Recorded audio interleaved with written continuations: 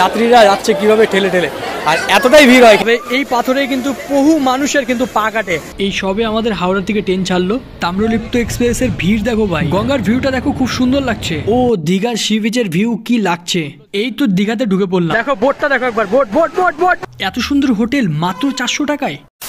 নমস্কার বন্ধুরা, আজকের ভিডিওতে তোমাদের কিন্তু দেখাতে চলেছি দীঘার ট্যুর, আর একসঙ্গে কিন্তু ট্যুর দিতে চলেছি এই রাত্রেবেলার ভ্রমণে। ঘুরতে যাব 4 জন মিলে, চিরন্দা রয়েছে, শুভম, টোটন ভাই। তার মধ্যে কিন্তু আজকে আমরা যেতে চলেছি কিন্তু গাজল স্টেশন থেকে। গাজল থেকে হাওড়া এক্সপ্রেসে আমরা যেতে চলেছি, যেটা কিন্তু বালুরঘাট থেকে ছাড়ে, হাওড়াতে গিয়ে পৌঁছায় 6টা 15-তে। গাজল থেকে রয়েছে ট্রেনের টাইম কিন্তু 9টা 50-এ। দীঘাতে গিয়ে কত টাকা কি খরচ হয় সেটা তোমাদের দেখাবো। চলে এসছে ট্রেন, দা হাওড়া এক্সপ্রেস, যেটা বালুরঘাট থেকে ছাড়ে। আর জেনারেল কামরা থাকে দুটো পেছনে আর দুটো থাকে সামনের দিকে। এই তো বন্ধুরা, আমরা জেনারেল টিকিটে কিন্তু যাচ্ছি 4 জন। ট্রেনের মধ্যে ছিল প্রচণ্ড ভিড়, আর আমরা 4 জনের মধ্যে একজনও জায়গা পাইনি। তবে মালদা থেকে একটা সিট পেলাম, সেখানে আমি বসে আরামসে ঘুমোতে শুরু করলাম। কয়েক ঘন্টা পরে ঘুম ভাঙতেই দেখলাম ব্যান্ডেল এসে পৌঁছে গেছি। আমরাও ভোরের দিকে রেডি হচ্ছিলাম নামার জন্য। তো বন্ধুরা, আমরা সবাই কিন্তু ট্রেন থেকে নামলাম, হাওড়া চলে এসেছি। আমাদের কিন্তু 6টা 15-তে নামার কথা, সেখানে কিন্তু আমরা 5টা 10-এ কিন্তু নেমে গেছি। মোটামুটি 1 ঘন্টা আগেই কিন্তু আমরা নেমে গেছি হাওড়াতে। তো আমরা কিন্তু দীঘা যাওয়ার জন্য হাওড়া থেকে ধরবো তাম্রলিপ্ত এক্সপ্রেস, যেটা কিনা হাওড়া থেকে রয়েছে 6টা 45-এ। প্রথমে আমরা এসে তাম্রলিপ্ত এক্সপ্রেসের একটা টিকিট কেটে নিলাম, আর একটা টিকিটের প্রাইস রয়েছে 90 টাকা। আর টিকিট কাউন্টারটি পাবেন, আমরা গেলাম যেখানে 4 নম্বর 5 নম্বর প্ল্যাটফর্ম রয়েছে ওই সাইডের টিকিট কাউন্টারে, আর সেখান থেকেই কিন্তু আমরা টিকিট কালেক্ট করলাম। আর আমাদের প্ল্যাটফর্ম নাম্বার দিয়েছে হলো 21 নম্বরের দিকে, আমরা যাচ্ছি 21 নম্বরের দিকে। 21 নম্বর প্ল্যাটফর্মটা আছে কিন্তু 10 নম্বর থেকে বেরিয়ে ঠিক ডান হাতেই কিন্তু একটা শৌচালয় রয়েছে, তার ঠিক সাইডে একটা গলি রয়েছে। গলি দিয়ে সোজা আসলেই কিন্তু আমরা পাবো।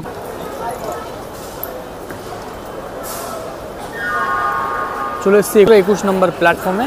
তো বন্ধুরা, যাওয়ার আগে কিন্তু অবশ্যই তোমরা কিন্তু এই যে স্ক্রিন রয়েছে, স্ক্রিনে কিন্তু দেখে নেবে যে কোথায় কখন ট্রেন দিচ্ছে, কত নম্বর লেনে। তো বন্ধুরা, আমাদের কিন্তু 19 নম্বর প্ল্যাটফর্মে কিন্তু ট্রেন দিয়েছে। ধরুন যে ট্রেনটা আমাদের এদিক যাবে, হ্যাঁ, তো এদিকে স্টেশন, আর স্টেশন থেকে বেরিয়ে এসে ট্রেনটা এই সাইডে যাবে। তো এইদিকে কিন্তু সামনে, আর জেনারেল বগি থাকে সামনের দিকেই, যেটা কিনা 6টা 45-এ ছাড়ে। কিন্তু আজকে কিন্তু অনেকটাই লেট রয়েছে ট্রেন, জানি না কখন ছাড়বে। ট্রেন জার্নিতে কিন্তু সময় লাগবে মোটামুটি 3 ঘন্টার মতো মোটামুটি। আর লোকাল ট্রেনের জার্নি তোমাদের দেখাই, এই দেখো ভিড়। আর আমাদের সিট আছে এই সাইডে ভেতরের দিকে, একদম এখানে। এখন বাজে সকাল 7:30, আর এখন ছাড়লো তাম্রলিপ্ত এক্সপ্রেস। কেন জানি না আজকে ভোর রাত থেকেই চলছে বৃষ্টি। মনের মধ্যে প্রশ্ন জেগেই চলেছে, এই বৃষ্টির মধ্যে গিয়ে ঘুরবো কি করে, কারণ একটা দিন মিস করা মানেই অনেক কিছু। তবে এবার আমাদের অনেকটা পথ যেতে হবে। বাইরের সৌন্দর্য ও গল্প করতে করতেই 4 ঘন্টা কেটে গেল। ট্রেনটি সবে ঢুকে পড়লো দীঘাতে। ভিড় দেখো, আমরা নামতে শর্টটা নিলাম, দীঘা এসে কিন্তু নামলাম। প্রচন্ড ট্রেনের পুরের কিন্তু বুঝতেই পারছো এতটা ভিড় রয়েছে, আর এই যে সব যাত্রীরা যাচ্ছে কিভাবে ঠেলে ঠেলে, আর এতটাই ভিড় হয় কিন্তু। সো এটা লাস্ট একদম দীঘা পর্যন্ত, দীঘার পরে কিন্তু আর যায় না। এখান থেকে কিন্তু আমরা এখন যাচ্ছি কিন্তু দীঘা ট্যুরের জন্য। কিন্তু প্রথমে আমরা যাব হোটেলে। সো হোটেলে কোথায় যাচ্ছি, কত কি প্রাইস রয়েছে হোটেলে, সেটা তোমাদের এই ভিডিওর মাধ্যমে দেখাবো। তো চলো। বৃষ্টি মানে হঠাৎ, আমি জানি না, দার্জিলিং গিয়েছিলাম তো দার্জিলিংয়েও কিন্তু বৃষ্টি ছিল, আর এখানে এসেও দেখতে পাচ্ছি বৃষ্টি হচ্ছে।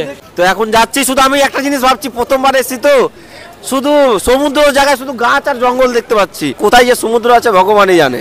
দীঘার স্টেশনের কাছেই কিন্তু পুরীর যে জগন্নাথের মন্দিরটা তৈরি করা হচ্ছে সেখানে রয়েছে। ওয়াও, একদম কাছে দেখো, ও দেখা যাচ্ছে, তোমাদের দেখাবো কিন্তু এখন না, একদম তোমাদের কিন্তু ডেডিকেট একটা ভিডিও আসবে জগন্নাথ মন্দিরকে। এবার আমাদের কিন্তু দীঘা থেকে এই সোজা বাইরে বেরোতে হবে, মানে আমরা যেখানে বাইরের দিকে যাব।